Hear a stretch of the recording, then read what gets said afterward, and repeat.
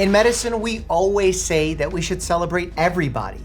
And that literally means everybody. So on this episode, let's react to bizarre bodies and love them just as much. Huge thanks to ZocDoc for sponsoring this video. In Kansas City, 28-year-old Justice Collins suffers from a rare sleep condition. Narcolepsy type 1 is a neurological disorder where my brain can't regulate my sleep cycles. That's already a great explanation of what narcolepsy is. I'm glad she pointed out that it's type 1. There are two different subtypes, type 1 and type 2. The real issue within narcolepsy is that there is a neurotransmitter deficiency called orexin. And as a result, you can't manage your sleep-wake cycle that she just described. It's not like you're just sleeping more in a 24-hour period as compared to a regular person. You're actually sleeping the same amount. It's just your sleep is completely dysregulated because that neurotransmitter orexin allows you to stay awake. It keeps you awake. This will cause me to fall asleep without warning. Typical morning for me, 3 o'clock is when my first alarm goes off. Get ready to go to the gym. Yeah, so imagine they can't sleep well at night, but sometimes fall asleep inappropriately during the day. This can happen during boring activities, just being sedentary, and it's obviously extremely disruptive to one's life. Imagine you can't sleep well at night and during the day you're falling asleep at all these inappropriate times. I'll head to the gym at around 4. Get back to the apartment, take a shower, and then go back to sleep for like my morning nap. I always tell people it's not waking up that's the issue, it's staying up that's the problem. Interestingly, when we make diagnoses for narcolepsy, we do two types of sleep testing, the traditional type of sleep testing and one called multiple sleep latency test, which basically allows us to see how quickly one can fall asleep after numerous naps progressively throughout the day. And for a regular individual, if you can fall asleep for a nap, the next time that you try and have a nap, it's gonna be difficult to begin that nap. That's called sleep latency. So ideally that period should get longer and longer. But usually if you have narcolepsy, you can have multiple naps throughout the day where you fall asleep quite quickly. There's no off button, there's no like, not having it for a day. I plan my day to like put myself in the best position to be successful. Earliest that I can think about having an episode is probably like 2nd grade. I remember being in class and trying to like pop rubber bands on my wrist. I'm like trying to eat things, drink things, do anything to keep myself awake. This is not an issue of self-control. This is a neurotransmitter, a neuropeptide, because I know everyone loves peptides, in the brain. And as a result of, we think it's autoimmune damage to this neuron that actually creates orexin, that you have a deficiency in this neurotransmitter, therefore having less ability to control your wakefulness. Interestingly, there are some theories that there's potentially an infectious root cause that begins the autoimmune process to destroy those neurons that can be tied to influenza, the flu, and even strep throat. And I physically could not stay awake no matter what I did. And I was like, I think this is normal. And there's also a few other components here. Cataplexy, where there is literally a weakening or giving out of certain muscles on the face, sometimes on the body during moments of happiness, elation, laughter. There's hallucinations as you're like falling asleep. Sleep paralysis, where you're awake, but for a couple of minutes, even though while you're awake, you can't move. It's truly terrifying. Every outing for Justice is a risk. In the US, it's legal to drive with narcolepsy, but taking to the wheel could have fatal consequences. I'm surprised if you have multiple episodes falling asleep while driving that you can continue to have a driver's license. I feel like there's got to be a neurologic evaluation there. Today, her sister Ava has opted to drive. Within moments, a narcolepsy cycle starts. Had Justice been driving, a catastrophic collision could have occurred. Sometimes I'm able to wake her up and she'll wake up. Sometimes she'll sleep through it. It depends on Justice and her body sometimes. Usually what I tell people is don't wake her up, let her be. It's not a big deal. An interesting tidbit about narcolepsy is that when they wake up from these small sleeps, these sleep attacks, if you will, there's a feeling of being well rested, which is unlike if you have, let's say, sleep apnea, where you're having difficulty with your sleep-wake cycles and you have daytime sleepiness, and you don't feel well rested when you wake up. But usually from these sleep attacks, you wake up feeling okay. So I can hear what's going on around me. When I was younger, I used to think I had superpowers because I could like play back conversations that I was asleep for. It's the trippiest thing. Other people may wonder what's going on. It's funny to see people sleeping out in public, so sometimes that brings some attention. So I just make sure to keep her safe. Just making sure people respect her and that her episode is not a spectacle, right? Yeah, you don't want people laughing at your medical condition, especially an invisible medical condition like this, of which there are plenty. But there are medication options that are available for this that certainly play a role. There's certain medications on the horizon that can play a genetic role in this. So there is hope in the future for those who suffer with narcolepsy. There are challenging days where I'm like, this day was shot.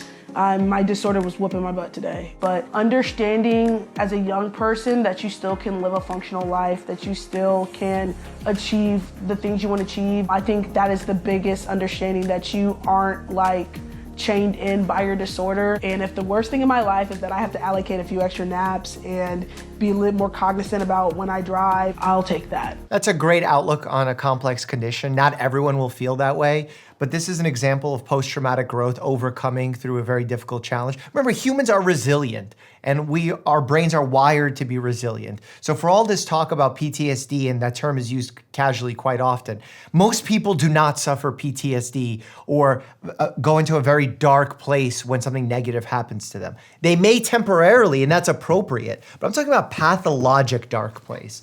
And the brain is wired for success. And if it happens that you're not having success, that's where medical help, mental health help can come into play.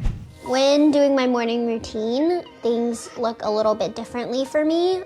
For example, I'll sit on the floor to brush my teeth. So when someone has a limb length discrepancy in a scenario like this, it can be traumatic, meaning that they got into an accident, or it could be congenital, that they were born in this way. There are unique scenarios where it's something that is acquired as well, but more commonly falls one of those two categories. Teresa Buchholz was born without fully formed arms.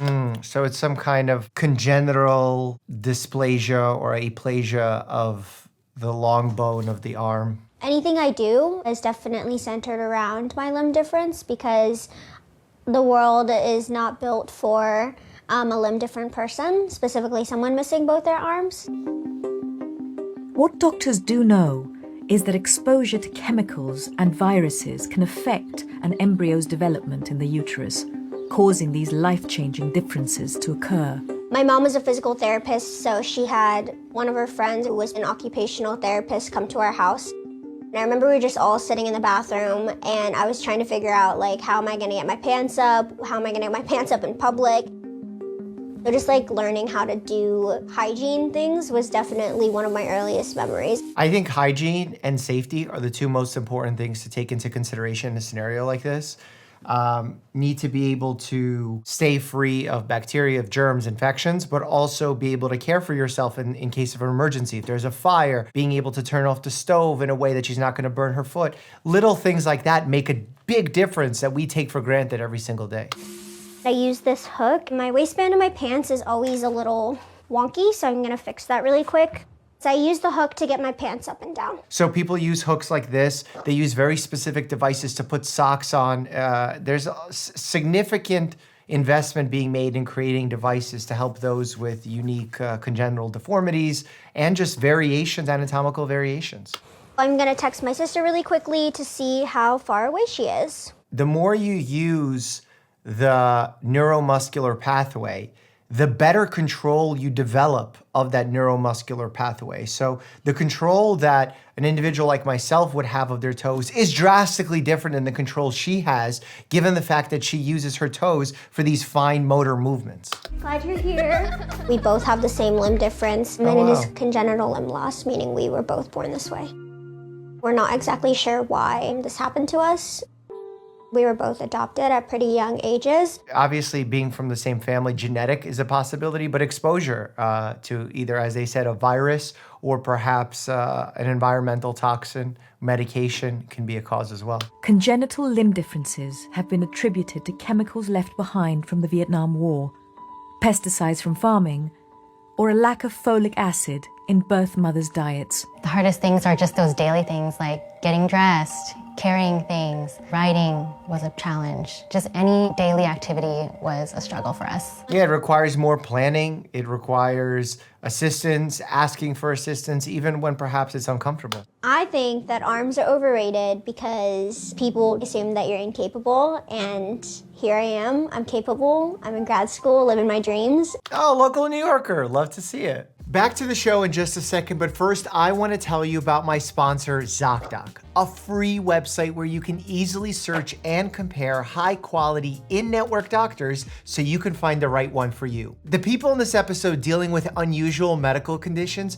can struggle to find the right doctor to suit their needs. I struggle with it too, which is why I'm so happy to partner with ZocDoc, who can help you book in-network appointments with more than 150,000 providers in all 50 states. Trust me, I get it. Just because I'm a doctor doesn't mean I get how all this scheduling, insurance, and all of that works. I don't have some doctor cheat code that helps me find appointments. Actually, my dad and I dealt with this together. We're both family medicine doctors, and he recently ran into a health problem of his own. We tried to find someone to take a look at him, but ran into the same problems you do. Confusing websites, endless voicemails, the works. So we tried ZocDoc and actually found the right person. They specialized in exactly what my dad needed, were close to where he lives, and they even had openings for new patients. My favorite part? You could see the doctor's actual appointment openings, choose a time that works for you, and click to instantly book a visit. So stop putting off those appointments. Go to ZocDoc.com/Dr. Mike,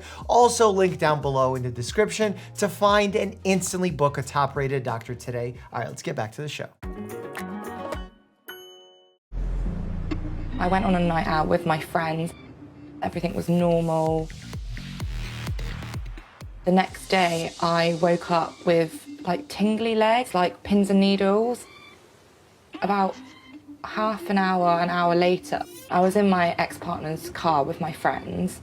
As I went to pull my seat forward, the left side of my face dropped, and I wet myself. Oh, is she having a stroke because she's losing control of her bowel and bladder? Although, no, this is it could be cauda equina syndrome. I cried and screamed.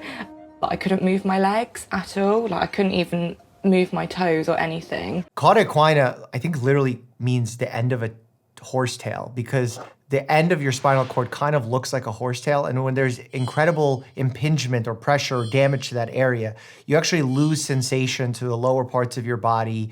You lose muscular control of your bowels and bladder. So this would right away need evaluation for that. They ended up calling an ambulance, so I got rushed to hospital. Also, it could be multiple sclerosis. I mean, the differential diagnosis here is still broad. Thinking she may have been spiked, they carried out blood and urine tests, but there were no traces of drugs in her system. And I'm assuming they did imaging. Usually, in order to make a diagnosis of MS, it would require MRIs of the brain and spinal cord. Mary Jade was kept under close observation until doctors diagnose her with functional neurological disorder, or FND. It causes me paralysis, blindness, I have seizures. Oh, these are a whole lot of other symptoms that have been presented that I was not ready for. I use catheters to go to the toilet because my bladder goes into retention.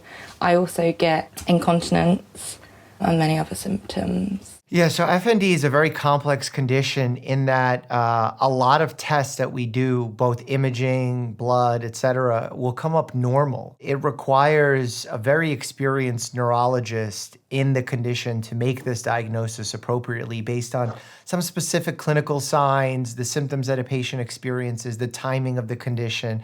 And it's a functional issue in that there's nothing actually wrong anatomically.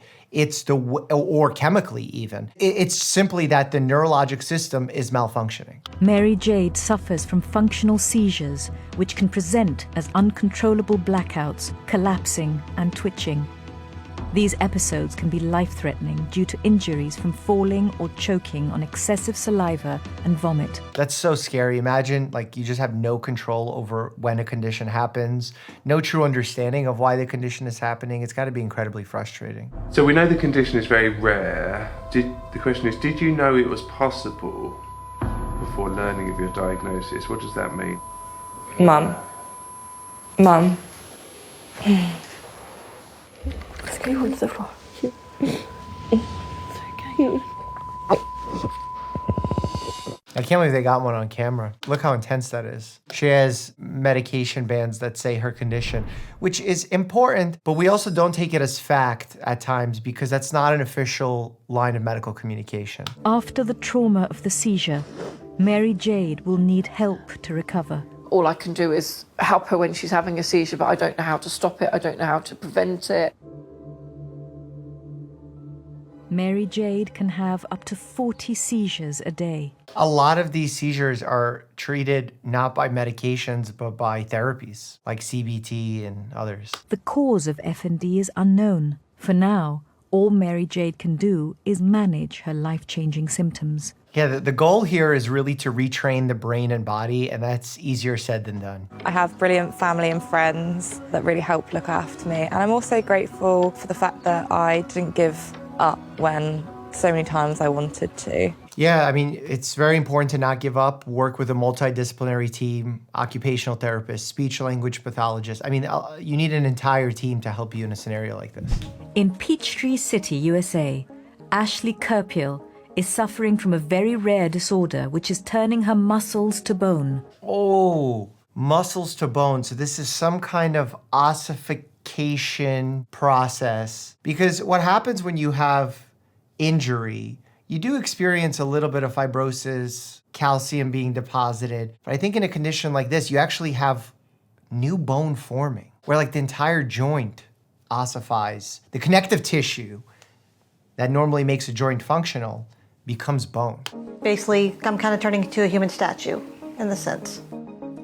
The condition is called fibrodysplasia ossificans progressiva, or FOP. I mean, that's really rare. I mean, hundreds of people globally? It affects roughly 800 people in the world, and Ashley is one of just 300 cases known in the United States. One of the more very problematic issues with a condition like this is intuitively you start thinking, oh, well, remove the excess bone surgically in order to give the person range of motion. But sometimes removing surgically that bone actually creates a hyper excessive bone growth because this turning of connective tissue into bone can happen spontaneously or can happen as a result to injury. So surgery can be that injury that actually triggers more bone formation. She was very healthy, she was sweet, she was an adorable baby girl, and we took her home, and it wasn't until she was about 2.5, almost 3 years old, when we noticed a lump come up on her back. This is a condition where this like gene editing that we frequently talk about would be a really great place to use it. We took her immediately to her pediatrician, and he couldn't quite understand what it was. He thought maybe some kind of tumor. It was very red and warm to the touch. I mean, if it was really red and warm to the touch, I would think abscess. That's first and foremost. I'm surprised they thought tumor. At 3 years old, Ashley was misdiagnosed with infantile myofibromatosis, and doctors amputated her arm. We were told she would be fine. We'd take her home at the end of the day. And then after 8 hours of operation, there was literally nothing left to save in her arm. So we were told it was just a decision that was made, and we weren't consulted as to that being a possibility, even never mind that was going to happen. That's a terrible way for that to happen. Not because it wouldn't have happened otherwise, but the fact that someone doesn't have full consent, informed consent to know what the risks going into a procedure are, why the procedure needed to have happened, was there other options, other avenues that they could have gone down. It's really unfortunate when patient autonomy is lost like this because we practice by that principle and we should continue practicing by that principle. Around 6 months later, the hospital in Atlanta phoned to say that Ashley was really suffering from FOP. They told us it was extremely rare. We probably would never hear or see anyone with this disease. I have patients with all sorts of very unique diseases, some where they have limitations of their spinal movement, one with a condition called DISH, very complex, huge extra curve that is formed in the spine that makes movement quite painful. But at least in those conditions, there are potential avenues for some surgeries. Here, that's not an option. It's one of the most devastating diseases to mankind. It's a very cruel, wicked disease. The body freezes, and eventually the only thing that can move are the lips and the eyelashes, the eyelids.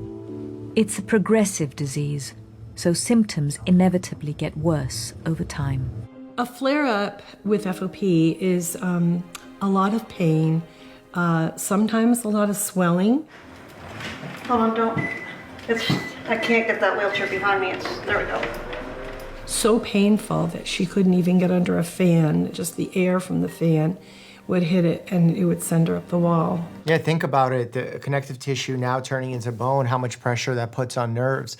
And you know, the balance of keeping your bones healthy is such an intricate and unique balance, because if you have your bones become too strong, that actually becomes problematic. We have a condition known as osteopetrosis, where the bones get stronger, but because they become stronger, they end up becoming more brittle and easier to crack. It's kind of paradoxical in nature. And on the flip side, you have a condition, osteogenesis imperfecta, where you have brittle bones, so like incredibly weak bones. And then you have rickets, where you don't have enough of a certain nutrient, and then you develop weaker bones. Man, bone health is very interesting. You literally have two cell lines called osteoclasts and osteoblasts that monitor the breakdown of bone to get calcium out, and then osteoblast to add calcium and build bone up. So you have two processes happening at the same time, and if that balance is lost, you can have a destruction in your bone. FOP impacts my daily life pretty much all day, every day. I cannot dress myself. I can't bathe myself. I can't do my hair. Back up. I need help in the kitchen getting food because I can't reach things. I need help with everyday life. It's tough being an adult, not being able to take care of yourself. There are currently 7 drug treatments in trial right now for FOP. I am a human guinea pig for one of the drug studies for FOP. Growing up, we never had that. Like, we never thought we would see that day. And the closer we get, the more people we get, the more awareness and funding we get to try and find that cure out there. For Ashley, remaining social is vital, and she has found her community online using social media. Finally, something positive about social media and a good use of it, as opposed to all the algorithmic bad news. The bright spot of social media has always been connecting unique communities to one another, whether it's an LGBTQ community or someone with a unique medical condition. Finding those communities and finding people who are like-minded, who you feel safe around, who you feel seen around, is of utmost importance for a healthy mindset. I started this because I grew up this way. Amputee life is just my normal, but these people that go through it later in life need that support, and it's like, it's family. Giving back, being in service of others, is an antidote to feeling bad yourself. And that is a good thing. That is the inner humanity in all of us that actually allows us to heal, to come together, why we're better as a collective than as individuals. So it's a really powerful statement that she's making there. Sometimes I actually argue with my patients, and sometimes it saves their lives. Click here to check that out, and as always, stay happy and healthy.